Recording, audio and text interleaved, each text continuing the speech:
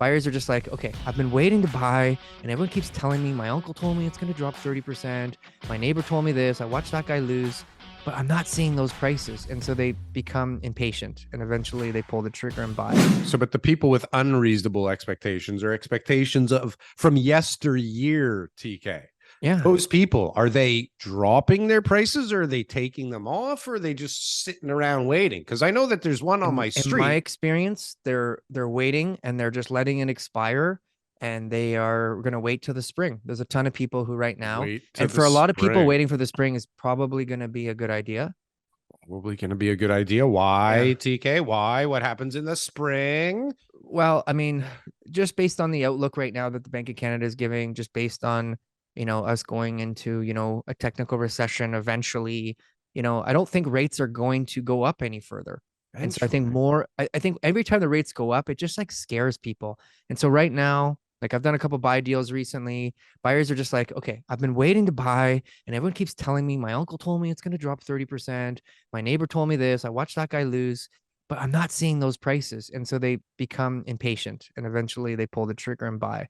And so if rates don't rise, I'm not saying they're going to go down, but if rates don't rise much further, then over the next 6 months, buyers are eventually going to be like, I need a place to live. And everyone keeps telling me not to buy, but they told me to buy back in January 2022. And my friends who bought now all regret it. And they're all, sitting around broke, and they can't go out, and I'm not seeing them anymore because they're working 3 jobs. And now my uncle's telling me not to buy. Why would I listen to him? Let's just go out and buy. You know and who take you our should chance. listen to? This Who? guy. Okay. If Who's there's this guy? anybody that any of us should already know by now, we can trust completely, and Is we it should Tiff? listen. Of course, it's Tiff. Tiff tells the truth. I think that's what the T in Tiff really stands for, is truth.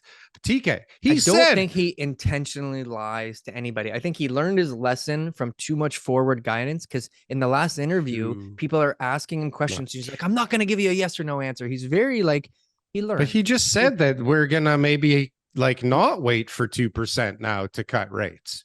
That was what one of the people in the Bank of Canada staff said. I think it was the deputy governor. She said, it won't take inflation to get down to 2%. As soon as we see that inflation has stabilized and that it's reasonable to say that it will eventually reach 2%, then we can begin to lower rates. So we saw it at its heyday, like at 8.5 or something, 8.41%.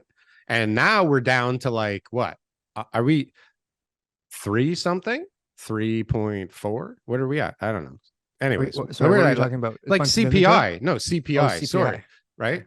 I thought we were talking about inflation right now. We are, yeah, but I was just confused there. Sorry. Yeah, so I mean, way back when it was over 8%. Now I think we're under 4% for sure. We're doing great. We're doing great. Track, and baby. So they're kind of like, like, what do we do? What do we do? What do we do? Right? They're dancing. But TK says they're not going up. And we know they listen to the show now. So probably everybody can expect rates to just stabilize right now. Is that what you think? And so hold on a sec. When we analyze the CPI further and we dig down deep, and we've talked about this numerous times, the majority of the increase currently is that goddamn interest rate increase has just fucked up everything, right? And I know we need prices to come down and we need to reset the whole economy and blah, blah, blah, blah, blah. But like, how the fuck is anybody supposed to figure out anything when 1 minute they tell you rates will be on the floor forever, and the next minute you get the biggest raise in human history, the biggest, quickest raise in human history. And then when everybody's like, you really should increase it more because inflation is going to keep coming back, and like, look around, all this inflationary stuff is happening. How can you stop raising rates? And they're like, we don't really have to hit that target that we rushed so hard to get towards. Now, maybe we would consider kind of possibly lowering rates, or raising them maybe, but lowering is possible now all of a sudden. Yeah.